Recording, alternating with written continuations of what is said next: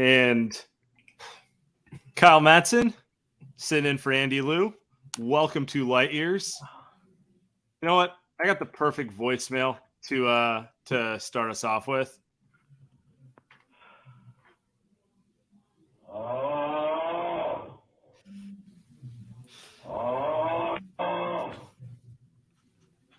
And that about sums up your Warriors Nuggets game. I made that exact same noise 37 times tonight. Yeah, that's about right where I'm at. The Warriors lose 112-110. To me, this actually is the most frustrating loss of the season because Nikola Jokic didn't play, and we saw the way everything else played out with the Clippers losing yesterday and with the fact the Warriors would be able to completely control their own destiny the rest of the way to avoid the play-in. And nope, now we're back to standings watch, which we'll get to later in the show, where we get to look at every possible machination of this, which requires a certain level of luck with tiebreakers. Just frustrating. I don't know if I'm more upset at how the game went, or if I'm more upset that I went into this game going like, oh yeah, they're going to win this one. Like they got it. Like they know they need it. There's no Jokic. This is like the Nuggets, some Jokic are fine. Like they're whatever. Mm-hmm. I think, like I said, it was definitely a frustrating game. And just, it's like, I hate the phrase make or miss league, and I always use it sarcastically. Mm-hmm. But when you've got Steph shooting 2 of 14 from 3, like you're probably just not going to win a lot of games. I didn't even think we were that bad for the most part defensively tonight. I think the Nuggets made some tough shots. I think what was most frustrating for me was down the last 2 minutes of the game, the Warriors played with desperation and honestly, that was a good look for Clay. Like, you're going to live with that shot. He missed it. And on some level, you're right. Like, this game was just down to missed shot, tired legs, whatever it may be. But it makes you wonder if there's more effort in earlier parts of the game, a little more focus. I mean, in the second and third quarter specifically, the turnovers were out of control. It's just a little bit of everything. In some ways, it feels like they're playing Dynasty Warriors level basketball in terms of we'll turn it on when we want to. Mm-hmm. And we can be a little lackadaisical and turn the ball over. But, we'll get engaged when we need to, but they're not as talented as those teams. Be it age, be it players missing, be it just roster moves, whatever it is. They don't have the margin for error the 2016 Warriors. Yeah, last year's Warriors did to do that. Right. Yeah, and I've kind of been all year, and I'm honestly still like there where, okay, absolute must-win season on the line. Like, I'm betting on Steph, Clay, and Draymond. Right. Like, I'm just going to. But this game, the Minnesota game that they lost at home last week, those are games where it's like, dude, if they win this, they are in a great spot. It's not a must win, but it's like you need to have this one. And they tricked the Minnesota game late, and this one, it was early third quarter. Well, they started at the end of the first half, but by the third quarter, the Nuggets had just kind of taken control. And that's what's frustrating to me is like, I felt like this was a team that, okay, they're going to turn it on. Like, they're going to flip the switch. And in a game like this, no Jokic on the road in Denver against the number 1 seed, they're going to figure out a way to win this one. And then they just didn't. And if Andrew Wiggins is back eventually, okay, that changes the calculus a little bit. But that we're sitting here now on April 2nd, and it's still like, oh, there's no switch to flip. Like, they're just not as good as they've been in years past.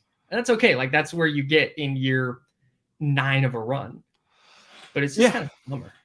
Yeah, the things that stood out to me in this game were they looked, even against a Nuggets team that went small, they looked small against them at times. Yeah.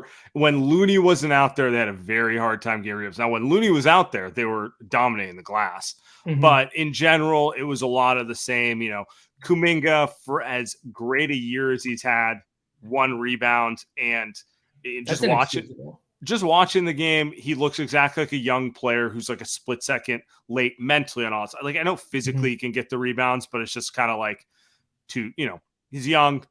Aaron Gordon, Michael Porter Jr., whoever, like they just understood where to go and get the ball more so than him. And then beyond Kuminga with no Wiggins, everyone else is 6'4" guard. Like they just are. Yeah. Jordan Poole 6'4", Dante 6'4", Steph 6'3", GP2 the tallest 6'2" in the league, but he's still 6'2". Anthony Lamb, swear he's 6'4", just with a lot of hair. It's just like they're not a very big team, and I don't know, man. It's just not. Look, here's this is the way. If all things were the same, but this was 2012-13, it would be like, man, that was a great push at the end of the game. Right. Like, tough game on the road. You view it differently, but when we're viewing this team, we view it through the scope and through the lens of championship contender. Well, they won last year. That's why. You're hoping they can. Totally. You're hoping that they can defend their title, and tonight's not the night to talk to me about how there's still hope. I'll be honest with you, but yeah. And as long as Steph Curry is on the court, I'm never writing the Warriors off fully. Yeah, like I'll be there. They could be down 3-0 in a series. I'm there. I'm watching, and I'm gonna have some belief that they can figure it out. But I think logically, when you're trying to draw a path for them this year, it becomes really, really hard when you watch stretches like they had tonight, this 30-minute stretch of basketball where they just looked careless. It looked like a December game in Orlando during the middle of the height of the run. And that kind of sucks because that shouldn't be the case in a game like this one. Yeah. I mean, look, in some ways it feels like 2 years ago, the play-in year, where they're on a 7 or 8 man rotation, and there's just certain nights where you're like, yeah, Steph's kind of old. He doesn't have the legs to play that many minutes at that high level every other night. And then other nights, it just looks like, it's more about the fact that they're too small. All of it just comes back to feeling like they don't have enough. That's really where I'm at. And then that brings us to the same conversation we've had to have for 2 months, which is Andrew Wiggins. Now, we did get potentially positive news over the weekend. I only say potential because it hasn't actually translated to anything. But, Jason Dumas from Cron 4, friend of the show, and very reliable, has reported Andrew Wiggins is back in the Bay Area. He spent most of the recent weeks out of town. So the implication is he hasn't been here up until recently. And then, if you want to go on the social media sleuthing, there's people who see that there's photos and stuff also implying as well that he's back in town, which would make one think potentially he'll be joining the team soon. But as of the most recent media availability, Steve Kerr's not changed anything he said, which is nothing new to report. If he comes back, we're happy to have him. If not, he can take all the time he wants. And I'm just saying here, we're entering the last week of the season. If he was even to come back, I mean, is 3 games enough to get ramped up and ready to go and be the second best player on a title team? 3 after games, missing a month and a half. 3 games, and let's hope you avoid the play-in, which who knows at this point. So then you get another week of practice before you have to play for the playoffs. Because realistically speaking, game one, round one is 2 weeks from yesterday. So you could be playing as soon as 13 days from now. Would you feel going into the play-in? Would you feel? I don't. This is going to be poorly worded, so try and follow me anyway. Would you feel good going into the play-in? Like, oh, they can definitely win this 7-8 game if it's against any of New Orleans, Minnesota, or LA. Because I don't think I would. Like this year's team, I just don't. I have no reason anymore to be like, yes, they're going to win tonight, because I've thought that several times over the last few weeks and it's not happened. I can't get there. I think if they're in the play-in and the game's at home, they should take care of business. I think they'd run the risk of the same thing that happened 2 years ago. If they somehow don't get that game, very easy to see them just losing the next one because of tired legs against a young and more hungry team, right? Which would be the likely scenario. Yeah, this is now it's getting dark. This is honestly. so depressing. Yeah, I'm not in love with this show. Not gonna lie. So yeah, right now the Warriors. I mean, 13 boards for Dante. Silver linings. Yeah, He's going in the glass tonight. Silver linings indeed. That's where we're at with this. I mean, it was tonight's game. Tonight's game the chat saying it, but tonight's game is in some ways as simple as Steph and Klay just didn't hit enough shots. Yeah, I think that's kind of when I said earlier, like it's make or miss. Like Steph taking 14 threes, great. Like that's what you want. If he goes 4 of 14, like that game's just different, right? Sure. And 4 of 14 is still not a great shooting night. No. And it wasn't like they were bad looks. They missed some open shots. And honestly, like at some point there's going to be some correction, right? And we're going to see Steph have a game where he goes like 8 of 10 or 9 of 12 or something. But it was just a bad night for him and Klay. And I think you're right. Like that's a great look at the end of the game. If you're drawing up a look with the Warriors down 2 and the clock running down, a wide open Klay 3 at the top of the arc, like you'll take that every time. And he just missed. Like that, it just kind of stinks. That what stinks about this game, and I agree with the chat. Well, yeah, I agree with the chat. Like Steph and Klay missed a bunch of shots, and that's what it was. It was just kind of the lack of the fact it took until 2 minutes to go like, okay, ratchet up the intensity on defense, start getting the ball to the rack and getting some layups and cutting into the lead. Like it just took until there was such a long stretch of that game where it looked like they were just checked out, and they shouldn't be doing that at this point of the year. And that's, I think, the thing that worries me the most. It's like, oh, they're still not locked in. Maybe they're just not going to get there. Yeah, it's kind of how it feels in some ways. All right, now we're in the stand. What's wild? Real quick. I do want to get to the standings. But if Klay had hit that shot, the tenor of all this. Oh, not even a question. Different. I thought that before it came out. Klay hits that shot, and we're just sort of like wow, doesn't matter. Don't need DNA. Wings, don't need defense, don't need any bigs. Just championship DNA, forever Warrior. Just gutting it out. It's pretty much all it would be. No, it's like that. Look, it's frustrating. The margin is really thin with this team, which is why we keep going back to the Wiggins conversation. He's a player who can literally change that margin. If he played tonight, they win, right? If he'd have played at any stretch in the second half, they're probably comfortably out of the play, and they're probably tied with Phoenix for the 4 seed because they're really, I don't know, only 3 games back, and you got to figure those type of things. But that's been kind of the season it's been. Now, I'm not just going to make it just about that situation. You know, Steph missed 25 games. At various points of the season, mostly in the first half. There was a punch at the beginning of the season that feels like 4 seasons ago at this point. I mean, there's a million different things. The beginning of the season opened with James Wiseman getting, gifted minutes that were negatives for this team. So there's been paper cuts the whole way through. And, we kind of banked on them being able to pull it all together at the end. And tonight's game just kind of sums up. They haven't been able to, and they're still just this team who they show you glimpses that they're still that championship team. But if you take a step back, it's very hard to believe. Yeah, because you have to do it. Well, first of all, they're going to have to do it on the road in every single series.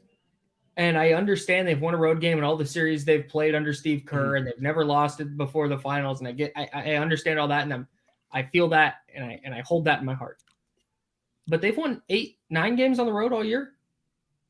We're going for double digits before the end of the season. It's tough sad. It's tough to be like, yeah, they're going to go into a playoff series, whether it's the Kings or the Suns or the Grizzlies, and like, yeah, they're for sure going to go get one on the road.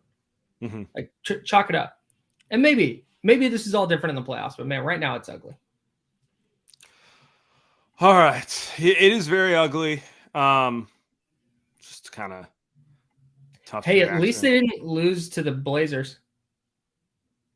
The Timberwolves were 19.5-point favorites and they lost. That last play. Okay. Now you want to talk about angry tone. You don't want to know what my tone would be like if Anthony Lamb shot a floater off the backside of the backboard, which is essentially what Kyle Anderson did. That was, I thought that was when I saw that, I was like, oh, this can't be from tonight. And then I looked, I was, oh no. It wasn't even like, was he trying to draw a foul? I don't understand what he was doing there.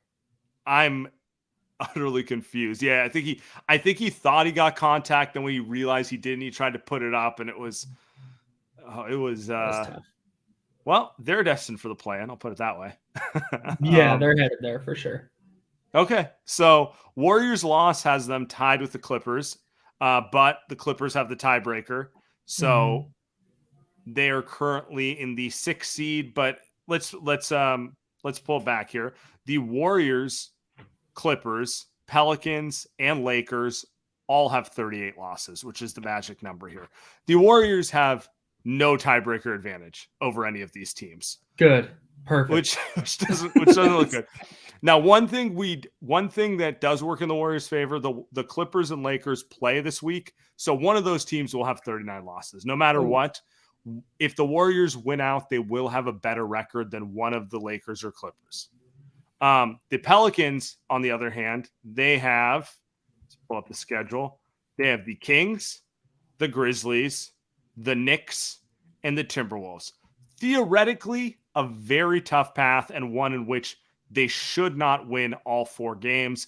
But with that said, it's the last week of the season. I would not be surprised if the Kings or the Grizzlies or even the Knicks sat players in some of those games, and maybe they got wins that they might not have got a month earlier in the season in those games. So it's really hard to say. All this points to, I don't think the Warriors can lose another game and not end up in the play-in. They might win out and still end up in the play-in, but I think odds are generally in their favor that if they win out, someone else is going to lose it. Everyone's not going to win out the whole way, right? Yeah, you'd think not. I don't know exactly what schedules are, but so they definitely need the Clippers to win that game. It doesn't matter, honestly, because they both have 38. They both have 38 losses, so one of them will end up with 39 losses. Either way, both the Clippers and Lakers have a tiebreaker over the Warriors. Okay. So, it doesn't really much matter as far as I'm concerned at this point. God, if they won tonight and then beat the Timberwolves the other night, they'd be in such a good spot. If they won either of those games, they'd be very comfortably able to control their own destiny. Right now, they need to win out and then hope a couple things break their way. That's kind of like, it's those 2 games. I mean, there's what, 25 games this year that it feels like there was the Pistons game where Sadiq Bey hit the game winner. There was the one in Utah where they blew the 4-point lead in 6 seconds or whatever. It just, I might actually do that this weekend or this week. I don't have anything going on. I'm going to just go through and figure out how many games they just kind of smoked and where they'd be if they even won half of them. Yeah. It's just been a really frustrating year. That is a polite way to put it at this point. Made even more frustrating by the fact that they could definitely still go on a run. Yeah. It's just dumb. I don't even know where I want to go with it anymore. They're just infuriating me right now. They've literally broken my brain at this stage. That's where we're at with the Warriors right now. They have broken my brain. I reached a point tonight watching them turn it over on one end, not play great defense on the other end, or give up. They give up so many easy looks in the half court tonight. That was really frustrating. But I've said frustrating a million times. That pissed me off. I kind of reached a point where it's like I don't even know that Wiggins matters at this point. That's a little aggressive. I mean, he's really good for them when he's locked in and correct. So okay, no, you're right. You're right. But let's go to Fantasyland, and he's back for when do they play the Thunder? Tuesday, yeah. First off, there's just zero chance he'd be cleared to play even if he showed up at the facility tomorrow. Unless they've been hiding him the whole time, which, I'm not going to put past him. But I'm banking on that not being the case. Let's go to Fantasy World. So maximum 3 games. He needs to be locked in and be their second best player. I don't think he needs to. I just So don't. this is an interesting question. How good does he need to be? They need him to be their second or third best player by the middle of May, in my opinion. But how good do they need him to be to progress? That's the thing is, I don't think you can win a series without him or with him. Okay, but let's just say they are the 6th seed and they're going against the Sacramento Kings. What percentage of Andrew Wiggins do you need to win that series? Like if 100% of Wiggins is the guy we saw in the finals, locking up Jason Tatum and being pretty much the second best player behind Steph Curry, what percentage of that Wiggins do you need to see against, let's say, a Sacramento Kings team? Probably what, like 70? Yeah, I was going to say about 70, 75%. Because he's going to get assigned to De'Aaron Fox. There's going to be minutes where he needs to go guard Sabonis. Sure. I need to hit some shots, but maybe not average 20, just like be an honest threat. Yeah, can you hit some open threes and play the dunker spot? Yeah, 70%, I think, but is even 3 games enough to get him there? I don't know. That's the question, but that's kind of like where I'm thinking about it. It's like it's unrealistic to think like you're going to jump in there and you're going to get the guy who like dunked all over Luka Doncic in game 3, right? But like, can you get the chat says, cool. The chat says, but can he be better than Anthony Lamb? Okay. Yes. So yeah, we're shooting for somewhere between better than Lamb and like peak playoff Wiggins. 200% of playoff Lamb is what Reed says. So about 40%. Okay. Yeah. I mean, these are the questions I'm going to. And now that's a good point. Now I'm just in a bad place mentally right now, bro. The dicier question is, let's say they fall into the play-in, which is very likely. What percentage of Wiggins do you need to get out of the play-in? And then let's say you're facing the Grizzlies in round 1. Man, more than 70. Honestly, it's defensively that's going to matter, right? Sure. Because I think the Warriors can figure it out and score. And I honestly think Wiggins can roll out of bed and score 15 to 20. Sure. Yeah. So they've never asked him to be more than a third option on offense, and some nights that means he gets 22. Yeah, but I like him off the bounce more than I like Anthony Lamb off the bounce. Really send the bar high. Yeah, no, for sure. You guys can write that down. That's my hot take of the night. No, it's just like if he is defensively, if he can just lock in, and maybe he's not the guy that was locking up Tatum, but hey, he has to stay in front of Ja for 3 or 4 possessions here, then take it, or just make him take tough shots. Like that's what matters more. I think is can he play defense and play it at a high level and be 80%. I agree with you. Like if you were to tell me Wiggins is back, what do I want from him? In order of like, what do I need first, second, third? Because it's going to take it's assuming it's going to take him at least a month to get up to like his full game. First is defense. Second is using his athleticism on the glass. Third would be ability to stick open shots. And then fourth would be ability to attack closeouts and like get those highlight, finishes and stuff like that. But like it all starts with like how we opened, which is the only 6'7" two-way wing they have is a 20-year-old who I think is going to be really good. And at times has looked amazing, but at other times looks 20. And it's a lot to ask. Look 20. He'll probably look 20 more often than not in the playoffs. He'll probably look 20 until he's 21. That tends to be how it goes. Wow. That's a great point.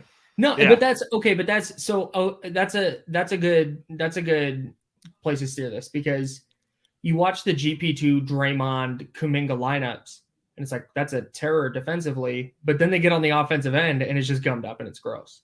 GP2, can hit a corner 3 or whatever, but it's not like he's striking fear in teams the way Andrew Wiggins. It's a transition off. Like you have him out there to force turnovers, and then GP2 with the dunk, and it's fun, and it changes the energy of a game. But even like for as much as they love him, Steve won't play him more than 20 minutes because of what you're saying.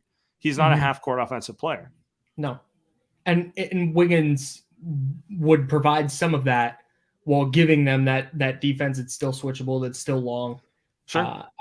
So that's the greater thing for me, is like, man, can his conditioning be at a point that he can guard Ja full court or De'Aaron Fox full court for a handful of possessions. Yeah, I agree. You want to hit a couple voicemails before you have to bounce? God, I need it. All right. Yeah, just curious here. Do you think a national Bay Area reporter, or I should say just a national reporter, will confront Steve Kerr on his love for Anthony Lamb, just out of curiosity? Anthony Lamb, Warrior fans' favorite player. I think he gets it too hard. I'm gonna be honest. Yeah, it's definitely it's not like his fault, right? Like he's trying. Well, he's not a rotational player on a winning NBA on a serious team. Yes, he's not a rotation player on a serious team. It reminds me kind of and you do Candlestick Chronicles that cover the Niners, which is great. How like for most of the years under Kyle Shanahan, there's just never been good cornerback play.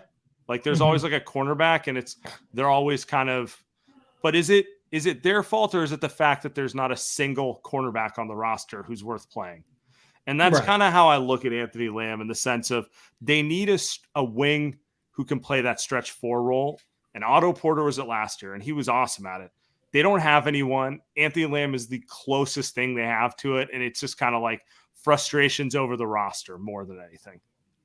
Right. Yeah, it's not an Anthony Lamb centric problem. It's just kind of where, like you said, it's just where the team is at. Yeah. And that it wouldn't be a problem if Andrew Wiggins was not dealing with whatever he's dealing with and was playing every night, and it was him and Kuminga, and this wouldn't be an issue. I mean, it might be a problem even if they had Wiggins back, but I'd at least be curious to see what it looks like with Kuminga and Wiggins together with Draymond at the 5, which I think we got maybe a grand total of 5 minutes of before Wiggins went away. Like it did feel like that's kind of what Steve was hoping to play for his small ball death lineup, and we just never got to see it. And maybe we do. Yeah, maybe Wiggins does use the first round and gets his legs under him, and they win it in 6 or 7, and then they go to the second round and they look like the Warriors again. And that is here. Like I'm like, okay, logically I can piece that together, but it's just really hard, especially after a game like this. Like if you talk to me tomorrow, I think I might feel different, but after watching tonight, it's just like, man, I don't know. I'm sitting here like, is Andrew Wiggins enough? But like you said, if Andrew Wiggins has been playing, they have probably 4 or 5 more wins than they have right now, and we're talking much differently about where this team is headed.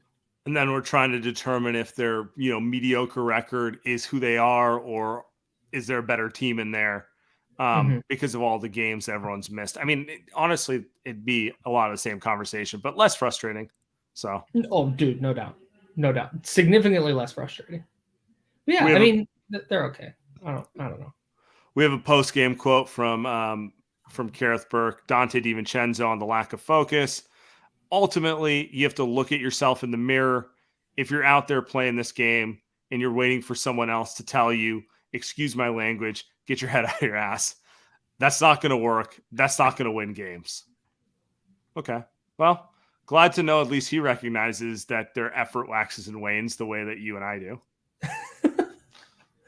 I like Dante a lot. My mother-in-law out on Dante DiVincenzo. A lot of people have been out on Dante the last month. Shooting 20% from the field tends to get people to get out on you. Yeah, no doubt. That's tough. I don't know. I feel like he makes the right play a lot of the time. No, he does. He had 13 boards tonight. Winning player. Yeah. Again, it comes back to, I feel like if you inserted one more player at the top of the rotation, his role would make a lot more sense. Yeah, totally. All right, let's get to one more call real quick. I guess I'm getting right into it. I'm normally not critical of Steve Kerr because I feel like he's a great coach, but I feel like he could have coached this game better in order for us to win. From me being a former athlete, I always say you didn't lose us a game, but you could have won us a game. And I think it came from putting 6'2 players, 6'3 players on Michael Porter Jr. Like, he's too great of a shooter and way too tall that if you put somebody 6'2", 6'3", no matter how great of a defender they are, it's like an open shot to him, like a wide open shot. So I feel like that started to turn the game when the Warriors were up. And then the rotations with playing Lamb so much, not sticking with Kuminga. I just feel like that was an issue with this game. And then also the veterans, like the energy, especially from Draymond, it looked like it was just so low.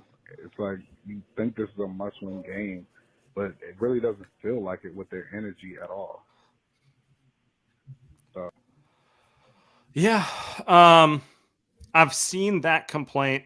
I don't want to say complaint, but that comment about them, putting small guys on gifted wing scorers too much this year.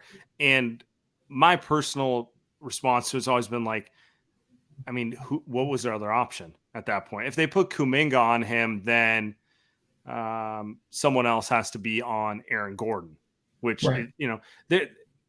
I guess I get back to the same point. They're a little too small and they're lacking a certain amount of depth right now. And having Andrew Wiggins for a guy like Michael Porter Jr. would be great. Correct. We'll get back to that point.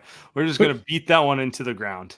I get the idea of putting like GP2 on him or Dante a little bit, because like you're trying to get into his body and you're just trying to kind of suffocate him a little bit. Get him a little off balance. But like the caller said, he's just going to elevate over that, and he's a really good shooter and he hit a ton of shots tonight. Like that's just kind of, I don't know. Yeah. Maybe they missed James Wiseman tonight. And with that, Kyle, I appreciate you. No, I really do appreciate you jumping on, my man. Yeah, man. Anytime. Just I'm sorry about tonight. Like I said, I totally forgot. I told my folks I'd come watch at their house. So don't worry about it at all. To Mom for letting me use her office. Get you out of here. All right. We'll keep it moving. Get some more voicemails going up here. Yo, this is Dylan. So I'm still on the exercise bike. Got a couple minutes left. We just lost. I want to know about that 10 seconds they got stolen from us. Right around the 2-minute mark. They just let the clock run after made basket. I enjoyed that. So, not saying that the game was totally stolen. Denver played well, but we should have had another 10 seconds. So, I'm kind of mad. But in general, our guys were just standing around at the end. It was really pissing me off. They need to stop doing that. I know they're tired, but I'm tired. Sometimes you just got to move. Make yourself move anyway. Or just get off the court. Later. Yo, this is Dylan. What's up, guys? It's TJ calling again. 1 second, sorry. It's I have to call this number after these type games because it's either I call you guys and get this off my chest, or I start smoking cigarettes, and I don't want to do that. Why do it's such like the Warriors to like they give you hope, and you're like, oh yeah, this is that team, and then it just gets taken away. Why are we on a 9-point run at the end of the game? Like I'm just gonna stop talking because I just finished the game and I can't even get my thoughts together. I just had to call. I don't know what's wrong with us. I think every fan right now is angry. I'm sure you guys already talked about Anthony Lamb. I don't even need to get into that. Yeah, thank you for letting me get this off my chest, man. Appreciate you guys. Peace. Dylan, TJ, appreciate the calls. Feel free to vent away. This might just be a venting session. We'll get into playoff ramifications more so in the next pod. What's up, guys? It's TJ calling again. Oh, my God. Guys, just have a drink. Have a good night. All right. Oh, my God. Might have to end it on that. Might have to call it an early night. I appreciate everyone. Everyone, just go have a drink. Have a good night.